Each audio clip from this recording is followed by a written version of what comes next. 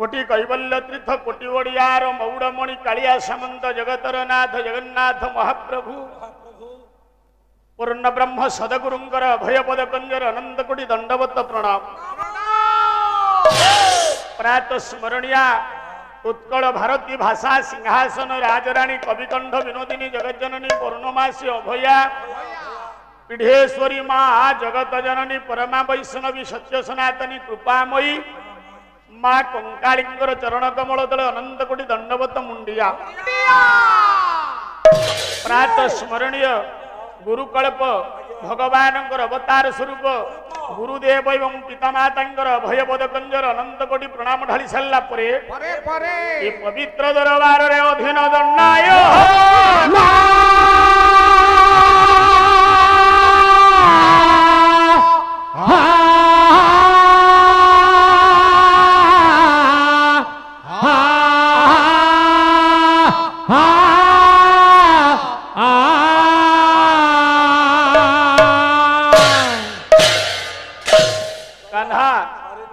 समय स्रोतर जीवन नौका निर्दिष्ट लक्ष्य रखी कातमार समय को सुविनियोग कर तुम्हें तुम आसन रे आसी नहीं जा। अरे सर कहले कौन कहले सब लेडीज नहीं जाओ तुम्हें हमें जेंट्स ए सुंदरी ए बसी पड़ो चापी है कि बसो कान्हा संवत्सरिक रीतिनीति प्रथा परंपरा उत्कलीय कृतिराज गर्व गौरव गाथा अनन्य निदर्शन ओडिशार विदग्ध कला संगीत नाटक बाला कला कान्हारे ए सांस्कृतिक पल्लीर सांस्कृतिक दायाद मानकर आनुकूल्य रे आयोजित होबाकु थिबा प्रायोजित होबाकु थिबा चतुर्दश वर्ष व्यापी जो सत्यनारायण नाम यज्ञ महामहोत्सव आज हेउचंती तार तृतीय जामिनी कान्हारे यही तृतीय जामिनी सांविधानिक नियम अनुजाई वैधानिक नीति नियम को बाध्य करने को गला बेले आंभ मानकर आज द्वितीय पर्याय द्वितीय धाक द्वितीय सोपान द्वितीय बाखुड़ा बा द्वितीय स्तबक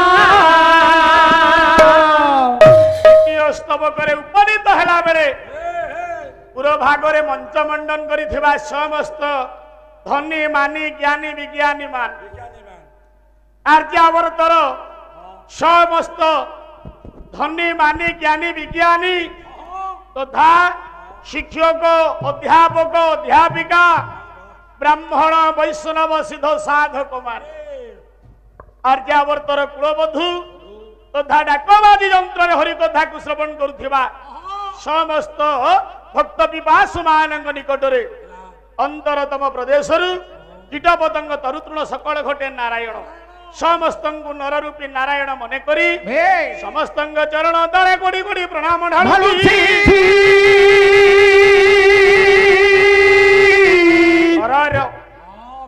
आज पुण्यमय तिथि कान्हा गोटे पटे करुणा मरुणाय मर्यादा पुरुषोत्तम भगवान राम गोटे पटे चतुर्धामूर्ति प्रभु जगतर नाथ जगन्नाथ महाप्रभु नील आकाशर नील सबुजिमा बलय भितरे नील सुंदर पर्वत उपरे विराजमान करिथिबा ठाकुर आज भक्तर अधीन होई ए जगह चतुर्धामूर्ति धारण करिछन।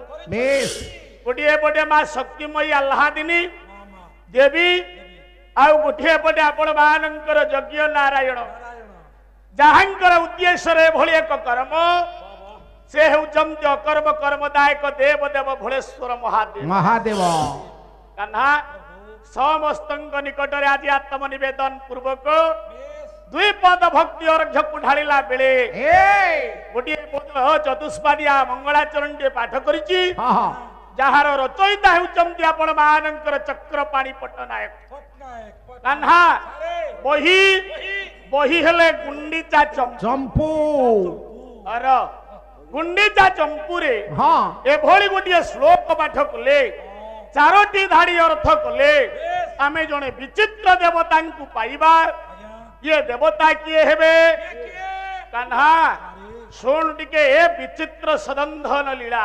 କଣ ବିଚିତ୍ର ସେ ପ୍ରଭୁଙ୍କର ଲୀଳା ହେଉଛି ବିଚିତ୍ର ବିଚିତ୍ର ନା କେମିତି କହିଲେ ପ୍ରଥମ ଧାଡିକି ଅର୍ଥ କର ଆଜ୍ଞା କହିଲେ ଜଣେ ଗାଧଉଛି ଆଉ ଜଣେ ଓଦା ହଉଛି। ମାନେ ଏ ଶ୍ଲୋକର ଅର୍ଥ ଇଏ ଶ୍ଲୋକଟି ବିଚିତ୍ର ଭାବରେ ଲେଖା ଯାଇଛନ୍ତି। ଜଣେ ଗାଧଉଛି ଜଣେ ଗାଧଉଛି ଆଉ ଜଣେ ଓଦା ହଉଛି। ଆଉ ଜଣେ ଓଦା ହଉଛି। ସାରଙ୍କ ମାଣ୍ଡି ଖରାପ ଏଇ ଆସୁ ଆସୁ କଣ କାହ୍ନା ଆରେ ସେତିକି ନୁହଁ ଆଉ କଣ ଅଛି କହିଲେ ଜଣେ ଚୋରି କରୁଛି ହଁ ଆଉ ଜଣେ ବନ୍ଧା ହଉଛି। ଜଣେ ଚୋରି କରୁଛି ହଁ ଆଉ ଜଣେ ବନ୍ଧା ହଉଛି। କାହ୍ନା ଆରେ ସେତିକି ନୁହଁ ଆଉ କଣ ଅଛି କହିଲେ ଜଣେ ଦୌଡୁଛି ହଁ ଆଉ ଜଣେ ପଡି ଖଣ୍ଡିଆ ହେଉଛି। ଆରେ ପାଲା ଆଉ ନ ବାଞ୍ଚୁ ତୁ ପାଲା ଦେଖୁଛୁ ରେ କିରେ ତୁ ଆମ ଉପରେ କାହିଁ ରାଗୁଛୁ? ବଦମାସ ରହ ପାଟି କନା କାହିଁକି ହଉଛି? ସାରେ ହଁ ଆପଣ କହିଲେ ଜଣେ ଗାଧଉଛି ଜଣେ ଓଦା ହଉଛି ଜଣେ ଗାଧଉଛି ଆଉ ଜଣେ ଓଦା ହଉଛି। ଜଣେ ପଡିକି ଖଣ୍ଡିଆ ହଉଛି ଆଉ ଜଣେ ଥାଉଛି। ଜଣେ ଦୌଡୁଛି ଆଉ ଜଣେ ପଡି ଖଣ୍ଡିଆ ହଉଛି। ଆଚ୍ଛା ଜଣେ ଚୋରି କରୁଛି ଜଣେ ବନ୍ଧା ହଉଛି। ଜଣେ ଚୋରି କରୁଛି ଜଣେ ବନ୍ଧା ହଉଛି। ଆଜ୍ଞା ପେଜ ଅଛି ପେଜ ଆଜ୍ଞା ଅରୁଆ ପେଜ ଟିକେ ବହଳିଆ ବହଳିଆ ସିଏ ସାରଙ୍କ ମୁଣ୍ଡରେ ଟିକେ ଥାପି ଥାପି ଦେଲେ ପୋଷେ ପୋଷେ ତାଙ୍କ ଜ୍ଞାନ ଆହୁରି କଳିବ। ର ପାଟି କରନା ଆଜି ବିଚିତ୍ର ଲୀଳା କଥାକୁ ଟିକେ ଶୁଣ।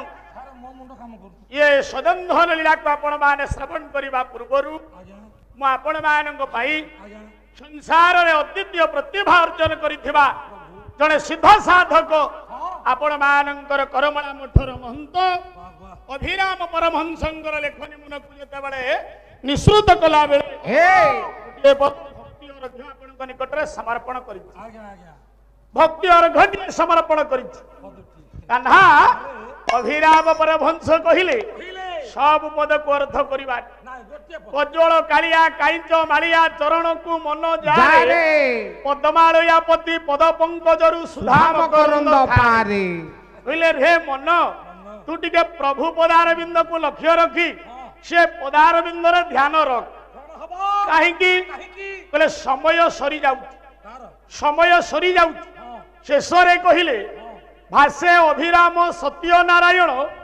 ବେଳହୁ ସେ ପଦେ ପଶଜା ଶରଣ ସମୟ ନାହିଁ ବେଳ ସରି ଯାଉଛି ସେ ପ୍ରଭୁ ପାଦରେ ଶରଣ ପଶ। ନ ସେତିକି ନୁହଁ ଆଜ୍ଞା ଅଭିରାମ ଯାହା କହିଲେ ଅନୁରୂପ ସମର୍ଥନ କଲେ ଆପଣ ମାନଙ୍କ ପାଇଁ କିଏ ଯାହା ଗୋବିନ୍ଦ ଚନ୍ଦ୍ର।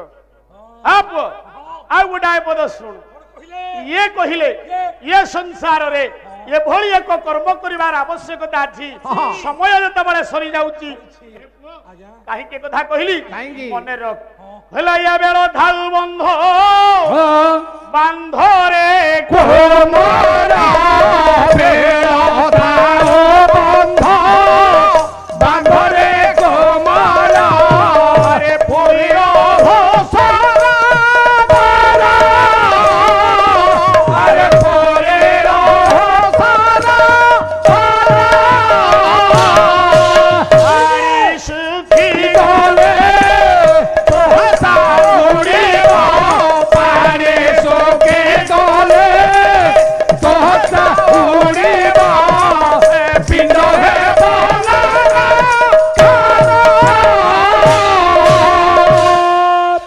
ଆପଣ ମାନଙ୍କର ଟିକା ଗୋବିନ୍ଦ ଚନ୍ଦ୍ର ଯୁଗେନ୍ଦ୍ର ଦାସ କହିଲେ କହିଲେ ଏ ସଂସାରରେ ବେଳ ଥାଉ ଥାଉ ବନ୍ଧବାନ ବନ୍ଧ ବାନ୍ଧ ସେତିକି ନୁହଁ ଆପଣ ମାନଙ୍କ ପାଇଁ ସେଇ ବେଳ ଶବ୍ଦକୁ ନେଇ ଏହି ଅକ୍ଷରକୁ ନେଇ କାନ୍ଧାରେ ଆଉ ଗୋଟାଏ ପଦ ଆପଣ ମାନଙ୍କୁ ଦଉଛି। ସେ କିଏ ଲେଖିବ ଅଚ୍ୟୁତାନନ୍ଦ ମହାପୁରୁଷ କହିଲେ କଣ ଯାଇ ଫୁଲ ମାଳିକାରେ ହଁ ହଁ କହିଲେ ବେଳୁ ସାବଧାନ ହୁଅ ଏକାକ୍ଷର ମନ୍ତ୍ର ତୁଣ୍ଡରେ ନିହଲ ଯାଇ ଫୁଲ ଆଲ ଯାଇ ଫୁଲ ଆଲ ଯାଇ ଫୁଲ ଏଠି ଗୀତା ଭାଗବତ କୁହ ଯାଇ ଫୁଲ ଗୀତା ଭାଗବତ କୁହ ଯାଇ ଫୁଲ ଆଲ ଯାଇ ଏଇ ଇଆଡ ନା ଏଠି ଗୀତା ଭାଗବତ କୁହ କାହିଁ ସେମିତି ଦଉଛି ନାଇଁ ଆପଣ କେମିତି ଅଣ୍ଟା ହେଲା ମୁଁ ଦେଖୁଛି ପାଟି କରନା କହିଲେ ଏ ବେଳୁ ସାବଧାନ ହୁଅ, ଏଠି ଏକାକ୍ଷର ମନ୍ତ୍ର ତୁଣ୍ଡରେ ନିଅଲ ଯାଇ ଫୁଲ, ଗୀତା ଭାଗବତ କୁହ।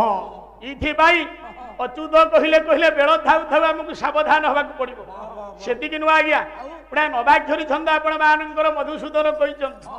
ଏ ପୁଅ ଛୋଟ ପିଲାମାନଙ୍କୁ ବତେଇ ଦେଲା ବେଳେ ଏଇ ବେଳ ଶବ୍ଦକୁ ନେଇ କହିଲେ ବାଳକେ ମୋର ବୋଲ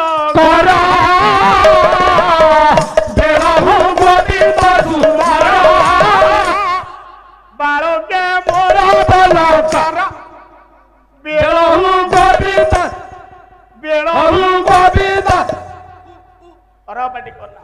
ଆପଣ ମାନେ ବିଚାର କରନ୍ତୁ କାହିଁକି କଥା କହିଲି। ये बेल कथा को आम चिंता कला बेले कहीं आज ये कथा चिंता करुचे ना बेल थाउ थाउ आमको सदा बेले सजाग होगा पड़ो। ये कहीं सजाग हबू सजवाक पड़ो। आम जो चिंता चेतना करिचे प्रत्येक बेले प्रत्येक कर्म को आसला बेले चिंता चेतना करने को हम। काली आम महापुरु कहते गोसाई महापुरु नाई आज्ञा जहाँ तो हेले मुझे से ब्राह्मण देवता से बयस वय कनिष्ठ दोष आम धरवानी पाटिकना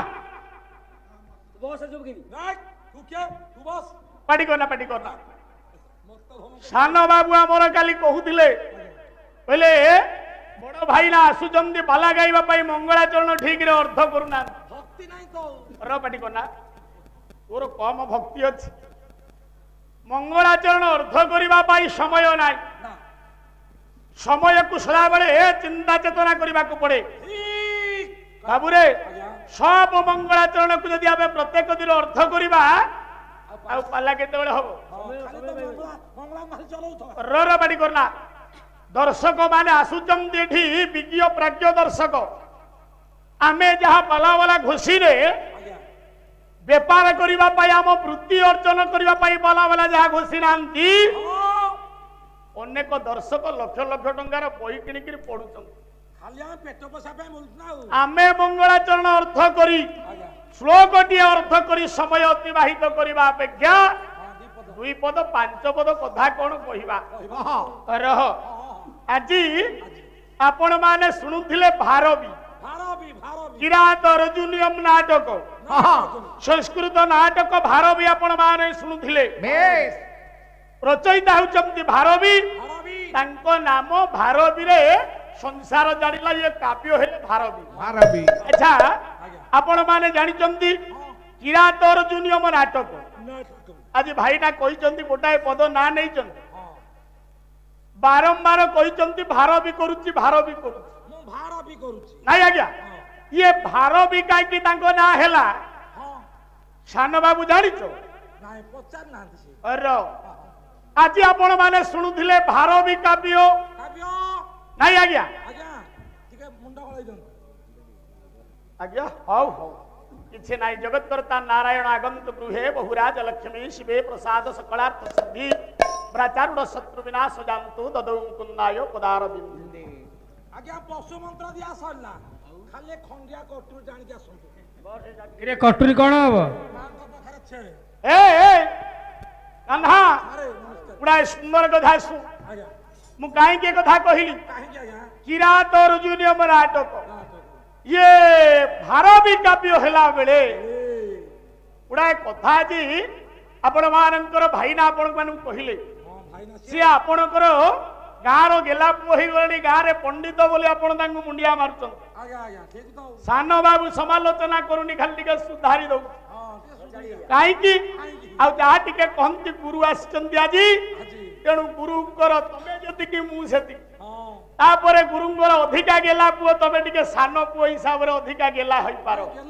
नहीं सान माने भूल कले जेते जा हो बाप माँ माने सान पुओ को टिके समर्थन करंती कान्हा तमे गुरुंगर सान पुओ तेणु गुरु अच्छंती मु असम्मानित करिबिनी तेणु सान पुओ माने बेसी मद खाइकी बुलंती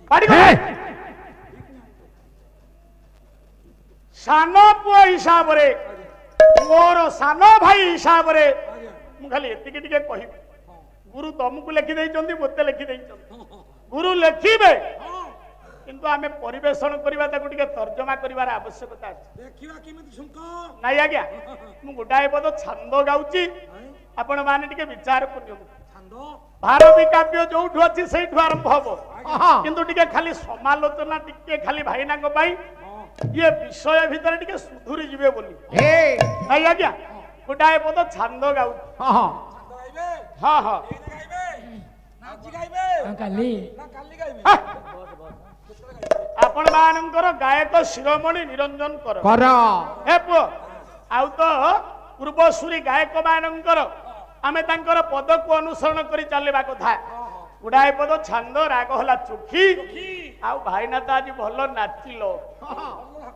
ଆପଣ ମାନେ ଜାଣିଛନ୍ତି ସେଦିନ ଗୋଟାଏ ଡାଇଲଗ ଥିଲା, ହଁ ଇଏ ମହାନ ଆତ୍ମା ଚାଲିଗଲେଣି ଭିକୁ ସେଠ ଯାହାକୁ କହୁଥିଲେ ମନୋଜ ଦାସ। ହଁ ଆମ ଅଞ୍ଚଳ ଭିତରେ ସେ ବିବାହ କରିଥିଲେ, ଆମରି ପଞ୍ଚାୟତ ପାଖରେ ହଁ ସୁଜନପୁର ପଞ୍ଚାୟତରେ ବିବାହ କରିଥିଲେ ମନୋଜ ଦାସ, ଯାହାକୁ ଆମେ ଭିକୁ ସେଠ ବୋଲି ଓଡିଶା ସାରା ଜାଣିଥିଲେ। ହଁ ସେ ଗୋଟାଏ ଡାଇଲଗ ମାରିଥିଲେ, ତମେ ଭଲ ନାଚିଲ। ଲ ପାଟି କରନା, ଆଜି ଭଲ ନାଚିଲ। ହଁ ହଁ କିନ୍ତୁ ଗୋଟାଏ ପଦ ଛାନ୍ଦ ଶୁଣ, ସେ ନାଚ କାହିଁ ଭାଇନା ହବ, ହଁ ପରା ଗାୟକ ପଲା ସତ୍ୟ ନିଷ୍ଠ ଯୁଧି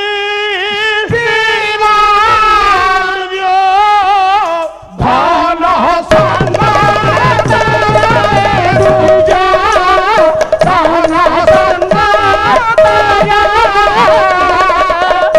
କ୍ରୀଡ଼ା ରେ ମାତିଲେ ଅତି ହସରେ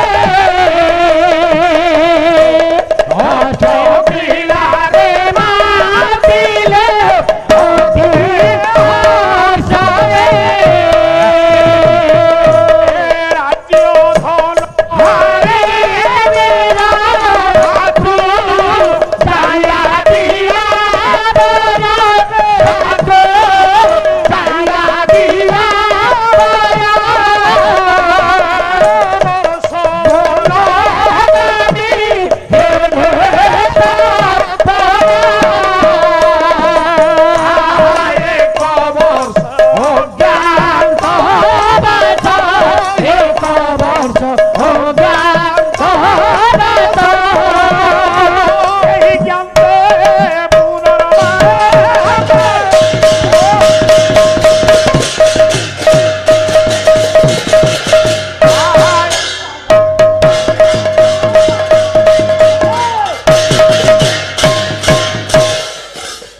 କୁଆ ଛିଣି ଯିବାର ପୁଅ ରାବାଡି କଥା।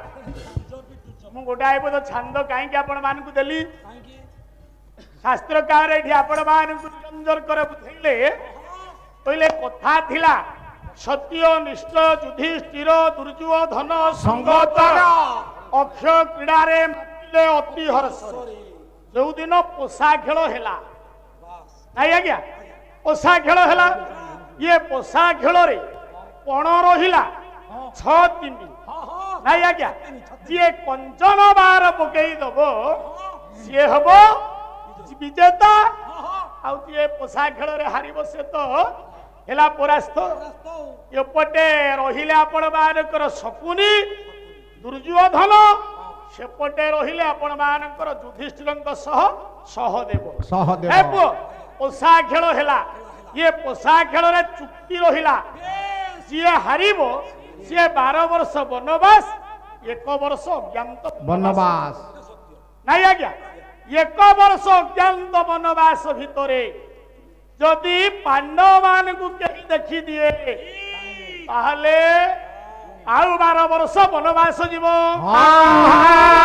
ଅଜ୍ଞାତ ବନବାସ ଯିବ।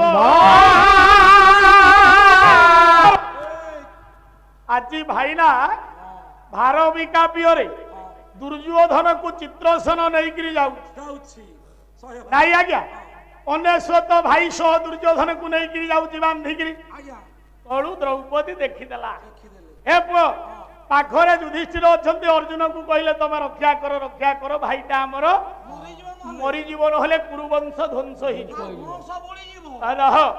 ଦୁର୍ଯ୍ୟୋଧନ କହିଲେ, ହେ ଅର୍ଜୁନ, ମୁଁ ତୋତେ କହୁଛି ହସ୍ତିନା କଟକରେ ତୁ ଗୋଟାଏ ଦିନ ରାଜା ହବୁ, ମତେ ତୁ ଟିକେ ଉଦ୍ଧାର କରିବୁ। ନାଇଁ ଆଜ୍ଞା, ଯଦି ତାହା ବାସ୍ତବ ଟିକେ ଖାଲି ସମୀକ୍ଷା ଆଜ୍ଞା।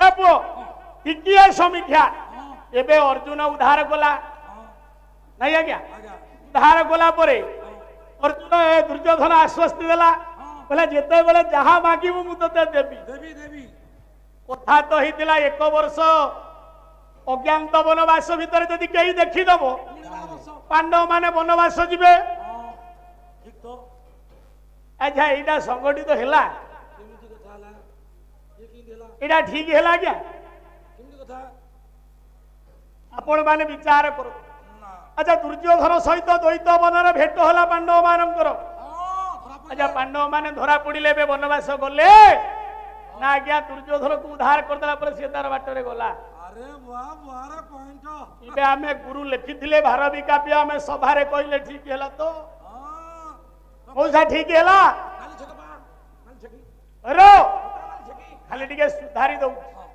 ଆଚ୍ଛା ଭାଇନା ଆଉ ଗୋଟାଏ ପଦ ଛାନ୍ଦେ ଚୌପଦୀ ବୋଲିଲ ଓହୋ ରୁଟି ଖାଇ ପାରିବେନି ଆଜି ନା ଚୌପଦୀ ବୋଲିଲ ଆପଣ ମାନଙ୍କର ଇଏ ଚୌପଦୀଟି ବାଙ୍କା ଦାସ ଲେଖିଛନ୍ତି ବୋଲି ଏପର୍ଯ୍ୟନ୍ତ କେହି ପାଇନାହାନ୍ତି କେହି ପାଇନାହାନ୍ତି ହଁ ତାକୁ ଓଡ଼ିଶାର ଜଣେ ଲବ୍ଧ ପ୍ରତିଷ୍ଠିତ ଗାୟକ ଯୁବ ସମ୍ରାଟ ଉପାଧିରେ କଣ ଭୂଷିତ ହୋଇଛନ୍ତି ସିଏ ବୋଲିଲେ ଚମ୍ପକ ବରନାରେ ଇଏ ଚାଲିଲା ଚମ୍ପକ ବରନା ଯୋଉଠି ହେଲେ ତାଙ୍କୁ ଫରମାଇସି ହେଲା ସିଏ ଓଡ଼ିଶାର ଜଣେ ଲବ୍ଧ ପ୍ରତିଷ୍ଠିତ ଗାୟନାଚାର୍ଯ୍ୟ ହେଲେ ସିଏ ଯୁବ ସମ୍ରାଟ ହେଇଛନ୍ତି ଯାହା ହଉ ତାଙ୍କ ମୁଖରେ ସିଏ ଶୋଭା ପାଉଛି ପାଉଛି ଆଚ୍ଛା ଭାଇନା କୋଉ ଉଦ୍ଦେଶ୍ୟରେ ଇଏ ଚମ୍ପକ ବରନା ବୋଲା ହେଲା ଦେଖ ହେ କି ଭାବ ଭାବ ଥିଲା ତ ହଁ ଭାବ ଆଚ୍ଛା ମୁକ ଦୈତ୍ୟ କଣ ତାଙ୍କ ଦ୍ରୌପଦୀଙ୍କ ସହ ଭେଟ ହେଇଛି ବିଲକୁଲ ନୁହଁ ଦୂରରୁ ଥାଇ ସ୍ନାନ କରୁଛନ୍ତି ଦେଖୁଛନ୍ତି ଆଜି ମୁକ ଦୈତ୍ୟ ହଁ ହେ ପୁଅ ଆଜ୍ଞା ପାଣ୍ଡବ ମାନେ ଦ୍ୱୈତ ବନରେ ଅଛନ୍ତି ଅଛନ୍ତି ନାଇଁ ଆଜ୍ଞା ଆଚ୍ଛା ଇଏ ଚମ୍ପକ ବରନା ଆବଶ୍ୟକ ଅଛି ସେଠି ବୋଲିବାର ଦେଖିଲ ଅଛି ଭଲ ହିଟ କମିଗଲା ନା ଆଉ ଆଚ୍ଛା ହଉ ନୂଆ ନୂଆ କଥା କିଛି ସଂଗ୍ରହ କର ଆଜ୍ଞା ଆଉ ସେ ଚମ୍ପକ ବରନା ଯିଏ ଯାହା କରିକିରି ହାଇଲାଇଟ ହେଇଯାଇଛି ଆମେ ତାକୁ ବୋଲିବାର ଆବଶ୍ୟକତା ନାହିଁ ନୂଆ କଥା ଚୌପଦୀ ବୋଲିବ ସତ ଗୁଡାଏ ପଦ ଚୌପଦୀ ବୋଲୁଛି ଆପଣ ମାନେ ଟିକେ ଦେଖନ୍ତୁ ହଁ ଦୂରରୁ ଥାଇ ଭାବୁଛି ଆଜି ମୁକ ଦୈତ୍ୟ ଏ ଏ ପୁଅ କଣ ଭାବୁଛି ବୋଲା ଏଭଳି ଏକ ସୁନ୍ଦରୀ ନାୟିକା ହଁ ସ୍ନାନ କରୁଛି ଇଏ ରୂପ ଲାବଣ୍ୟକୁ ଦୂରରୁ ଥାଇ ମୁକ ଦୈତ୍ୟ ଦେଖୁ ଦେଖୁଛି ନାଇଁ ଆଜ୍ଞା ହେଲା ଏ ଚାନ୍ଦି ରୂପା ଗୋରି ଗୋରିକି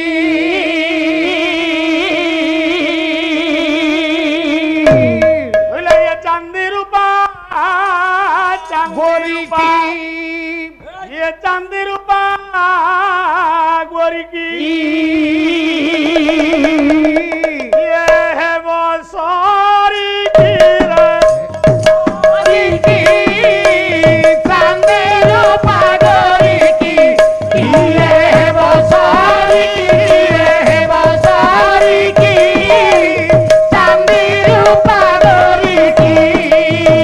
ये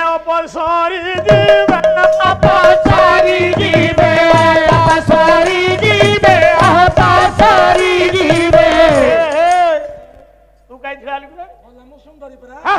ଚାନ୍ଦି ରୂପା ଗୋରି अरे तू काय छिड़ालू ଭଲ ମୁଁ ରୋଲ ଫୁଟଉଛି एक दे रोल फुटांती ଆଉ ये अंटारे हाथ देकरी मोड़ी माड़ी हेई पेट देखई एइथरे कोन अक्षर हुए बस गायक गायक होला के खाली झलक देखैबो ना ହଁ ना नहीं बस बस ଆପଣ ବା ସୁନ୍ଦରା ମୁଁ ସୁନ୍ଦରୀ बस बाटी करना बोला ये स्वर्गर नारी है ईश्वरी स्वर्गर नारी है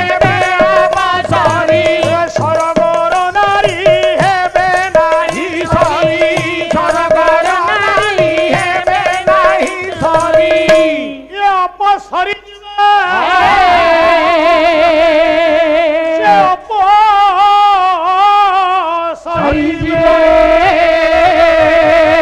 अपसरी जीवे अपसरी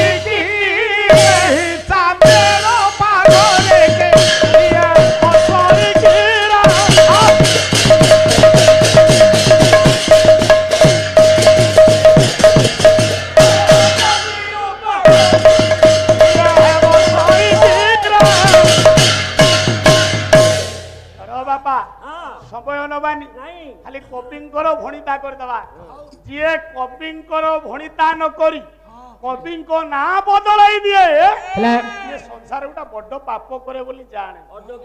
ଇଏ କବି କିଏ ଶୁଣୁ ଏଇ ଗୋଟାଏ ପଦ ଦଉଛି କବିଙ୍କର ନାଁ ଆସିବ ଆପଣ ମାନଙ୍କର ସୁନ୍ଦର ଭାବରେ ଲେଖା। କବି କଣ କହିଲେ ହେଲେ ପୂର୍ବ ଭାଗ୍ୟ ଥିବ ଯାହାର ଦିବ ଯାରା ଏ ନାରୀ କି କରିବ ହାର ପୂର୍ବ ଦିବ ଯାରା ଦିବ ହାର ଏ ନାରୀ କି କରିବ ହାର ଆରେ ପୂର୍ବ ଭାଗ୍ୟ ଥିବ ଯାହାର ଦିବ ଯାରା ଏ ନାରୀ କି କରିବ ହାର ନାରୀ କି କରିବ ହାର କରିବ ହାର ସେ ନାରୀ କି କରିବେ ହାର ହୋଇ କେଦାର ଏ ଭବୁ ଧାର ହୋଇ କେଦାର ଏ ବାବୁ ଧାର ହୋଇ କେଦାର ଏ ଭବୁ ଧାର ହୋଇ କେଦାର ଏ ବାବୁ ଧାର ହେଲା ଏ ମଦନ ସିନ୍ଧୁ କି ମଦନ ସିନ୍ଧୁ କି মদন সিন্ধু কি হেবি পায়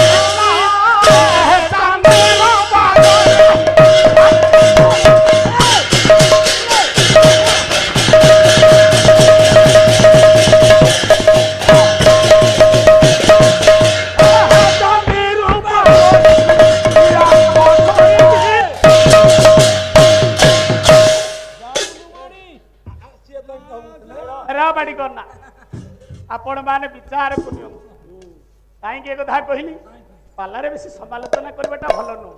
ଆମେ ଆଗକୁ ନ ଯାଇକରି କାହିଁକି ତାଙ୍କ ବୋଝକୁ ଘାଣ୍ଟିବା। ଇଏ କେଦାରନାଥ ଦାସ ଆପଣ ମାନଙ୍କର ଦର୍ପ ନାରାୟଣପୁର ଅଞ୍ଚଳର ଘର। ଏ ପୁଅ ଦେଖିବା ପାଇଁ ରୂପ ସିନା ସେତେ ସୁନ୍ଦର ନୁହଁ କିନ୍ତୁ ଗୁଣଟି ଭଲ ନାଇଁ ଆଜ୍ଞା। ଯାହାଙ୍କର ଗୋଟେ କ୍ଷୀରାବ୍ଧି ତନୟା ଚଉତିଶା ଅଛି ସୁନ୍ଦର ଲେଖା ଯା ହଉ କେଦାରନାଥ ଦାସଙ୍କର ଗୁଡାଏ ପଦ ଆପଣ ମାନଙ୍କୁ ଦେଇଛି ନୂଆ ଚୌପଦୀ। କାହ୍ନା ମୁଁ କାହିଁକି କଥା କହିଲି ଚୌପଦୀ ତ ଆମେ ବୋଲିଲେ ଅନେକ ଚୌପଦୀ ବୋଲେ କିନ୍ତୁ ହେଲେ ଯେତିକି ଆବଶ୍ୟକ ହେଲେ ଆପଣ ମାନଙ୍କୁ ଦଉଛି।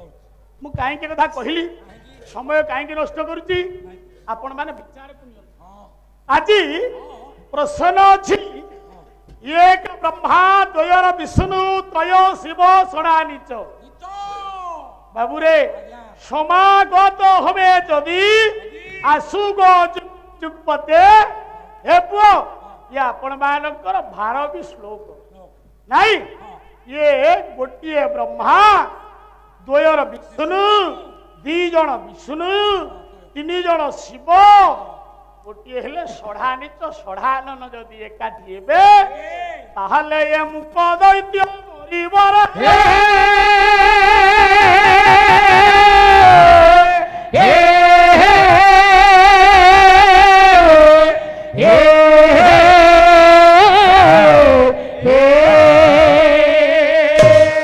ଆପଣ ମାନ ସୁନ୍ଦର ବିଚାରକୁ ଟିକେ ଅନୁଭବ କରନ୍ତୁ। ପ୍ରଶ୍ନ ତ ଅନେକ ଆଚ୍ଛା ଗୋଟାଏ ପ୍ରଶ୍ନର ଉତ୍ତର ତ ହେଇନି ହେଇଛି। ଆପଣ ମାନେ 3 ଦିନ ପାଲା ଶୁଣିଲେ କାଲି ଭାଇନା ଗୋଟାଏ ପଦ ମୁଁ ପଚାରିଥିଲି ବେଲାଳସନର ମୁଣ୍ଡ କଟା ହେଲା କାହିଁ କଥା କହିଲା ରେ ମୁଣ୍ଡ ତ କଟା ହେଇଗଲେ ବଞ୍ଚିବା ସମ୍ଭବ ନୁହଁ। ବେଲାଳସନ କଥା କହିଲା କେମିତି ଯାହା ହେଲା କାଲି ଗୋଟେ ଛନ୍ଦା ଛନ୍ଦି ପଦ ଗାଇଲେ ଉଦୟନାଥ ରଥ ଶର୍ମାଙ୍କର ଆଗ ଧାଡି ହେଲା ପଛ ଧାଡି ହେଲାନି ହଠାତ୍ ସେଟିଂ କଲେ କେମିତି ହବ ହବ ଆଗ ଧାଡିଟି ଯାହା ହେଲା ଆଉ ପଛ ଧାଡିଟି ମିଶିଲାନି ଯାହା ଯେମିତି କରି କହିଲେ ହେଲେ କାହିଁକି କହିଲେ ଇଏ ଆଉ ଗୋଟା ଦମ୍ଭ ଥିଲେ ଭଲ ହୁଅନ୍ତା। ଦମ୍ଭ କଣ ଦଳ ବଳ ଦଳ ହଉଛି ବଳ ଯଦି ଦଳ ନାହିଁ ଆଉ ବଳ କୋଉଠୁ ଆସିବ ଆପଣ ମାନେ ଦେଖନ୍ତୁ ଗୁଡାଏ ପଦ ମନେ ପଡି ଯାଉଛି ଛାନ୍ଦ ବୋଲି ଖାଲି ବୋଲୁ ଏ ପୁଅ ଏ କଥା କାହିଁ କହିଲି ସବୁ ଠିକ ଥିଲେ ହବ ନା ଆଉ ନାଇଁ ଆଜ୍ଞା ଗୁଡାଏ ପଦ ଛାନ୍ଦ ବୋଲୁଛି ଆପଣ ମାନଙ୍କର ଆଉ କେହି ନୁହଁ ये अति परिचित गौरचरण सामंत सिंहार कवि केतनଙ୍କର ସୁନ୍ଦର ପଦଟିଏ ବହି ହେଲେ ରସ ତରଙ୍ଗ। ଗୁଡାଏ ପଦ ଛାନ୍ଦ ବୋଲୁଛି ଶୁଣୁ। ରାଗଟି ହେଲା ଆହାରି। ଆହାରି ମୁଁ ତମକୁ କିଛି କହୁନି ଭାଇ, ଭାଇନା ତମକୁ କିଛି କହୁନି, ଖାଲି ଗୋଟେ ଆବଶ୍ୟକ ପଦ ବୋଲି ବୋଲୁଛି। ଏଟା କାହିଁକି ହୁଏ? ଏଇଥିପାଇଁ ହୁଏ ବୋଲି ମୁଁ କହୁଛି। ଗୁଡାଏ ପଦ ଛାନ୍ଦ, ବହି ହେଲେ ରସ ତରଙ୍ଗ, କବି ହେଲେ କବି କେତନ ଗୌରଚରଣ ସାମନ୍ତ ସିଂହାର। ଏ ପୁଅ ଗୋଟି ହେଲା ଆହାରି। ଆହାରି ଭଲାୟା ବାଲାକୁ ଅଡୁଆ ଅମେଳ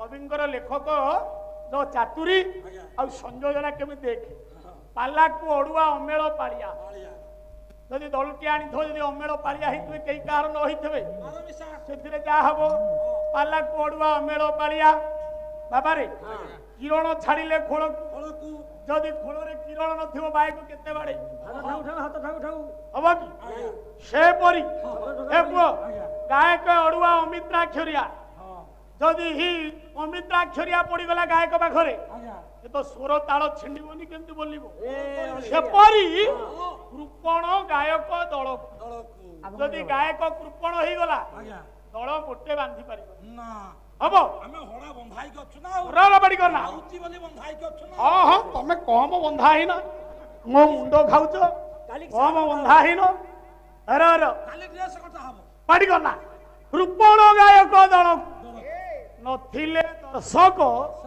मंच को आलोक लिभिले जमाण बेल एठी साउंड सेक्शन भल अछि लाइट भल अछि आपण माने देखिए ठीक गायकर जमाण बेल केतबे एक्शन करी गायक फोटो उठैला बेलकू लाइट कटि जाई बढ़िया बढ़िया लाइट कटि जाई थो माइक वालांगर माइक के के होतबो सेतिके बेलकू ठीक भिड़ बेले थिले दर्शक मंच को आलोक लिभे बापा जति जमाण बेलकू आलुआ लिभि गला बेस गायकर तो भाव कमी जिवो ज्ञानी मंडली मु काई के कथा कहिली दळ हैला बळ ये जा हो ना काई काहे की आज प्रश्न अछि नारदंकर बीणा हला आपण मानंकर मोहती बीणा बीणा नाही आज्ञा पछपी बीणा आउ गोटाए पचारि थिले शिवंकर बीणाकर नाम कोन शिवंकर बीणार नाम हेउछ आज्ञा लंबी ज्ञानी मंडली आपण माने विचार कुनियन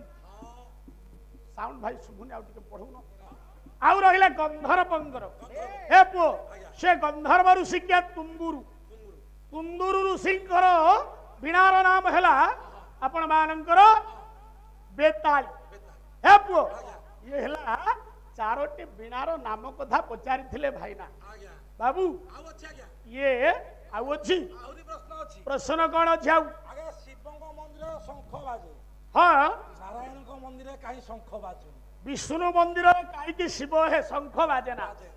ଆଚ୍ଛା, ବାଜେନି ବୋଲି ଭାଇନା ଆଜ୍ଞା ସେ ବହିଟି ବୋଧେ ପଢି ନାହାନ୍ତି ନା? କାହିଁକି?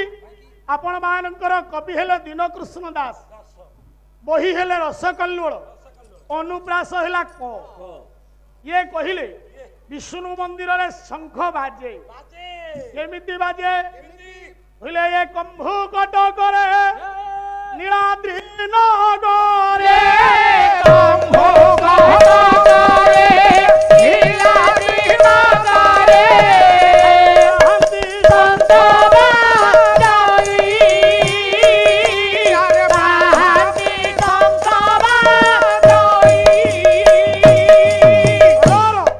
କମ୍ଭୁ କଣ୍ଟକରେ କଟକରେ ନୀଳାଦ୍ରି ନଗରେ ପାହାନ୍ତି ଶଙ୍ଖ ବାଜିଲା। ଏ ପୁଅ, ଏଠି ପାହାନ୍ତି ଶଙ୍ଖ ବାଜେ, କିନ୍ତୁ କାହିଁକି ବିଷ୍ଣୁ ମନ୍ଦିରରେ ବାଜେ ନା? ବାଜେ ନା ଏ କଥା ଆଜ୍ଞା ପ୍ରଚଳିତ ଥିଲା। ଇଏ ଶଙ୍ଖ ବଜଉଥିବା ସେବକ ବର୍ତ୍ତମାନ ଆଜି ମାଦଳା ପାଞ୍ଜିରୁ ଲିଭିଗଲାଣି। ଲିଭି ଗଲେଣି ଏ ପୁଅ, କାହିଁକି? ଇଏ ସେବା କରିବା ପାଇଁ ଆଉ ଲୋକ ରାଜି ହଉନାହାନ୍ତି। ଏ କଥା ଆଜ୍ଞା ନୀଳାଦ୍ରି କଟକରେ ହଉଥିଲା, କିନ୍ତୁ ଆଜିର ସମାଜରେ କାହିଁକି ହଉନି କାହିଁକି ନା? ଏଥିପାଇଁ ଗୋଟେ ଉଦାହରଣ ଅଛି। ଅଛି ଏଇ ପୁରାଣରେ ଆପଣ ମାନଙ୍କର ଉଦାହରଣ ଅଛି। ସେ ପୁରାଣ ଉଦାହରଣ କଣ? ଆପଣ ମାନଙ୍କର ଜୟଦେବଙ୍କର ଗୀତ ଗୋବିନ୍ଦଙ୍କୁ ପ୍ରଥମେ ଯିବାକୁ ପଡିବ। ଦି ଦିନ ହେଇଗଲା ଜୟଦେବଙ୍କର ଗୀତ ଗୋବିନ୍ଦର ପ୍ରଥମ ଗୀତ ଗୋବିନ୍ଦକୁ ଭଗବାନଙ୍କର ଅବତାରକୁ ବର୍ଣ୍ଣନା କରିବାକୁ ହବ। ଭଗବାନଙ୍କର ପ୍ରଥମ ଅବତାର ଥିଲା ଆଜ୍ଞା ମୀନ ଅବତାର, ନାଇଁ ଆଜ୍ଞା ମତ୍ସ୍ୟ ଅବତାର। ଇଏ ମତ୍ସ୍ୟ ଅବତାରେ ଜୟଦେବ କହିଲେ ପ୍ରଳୟ ପୟୋଧି ଜଳେ ଧୃତ ମାନସିବେ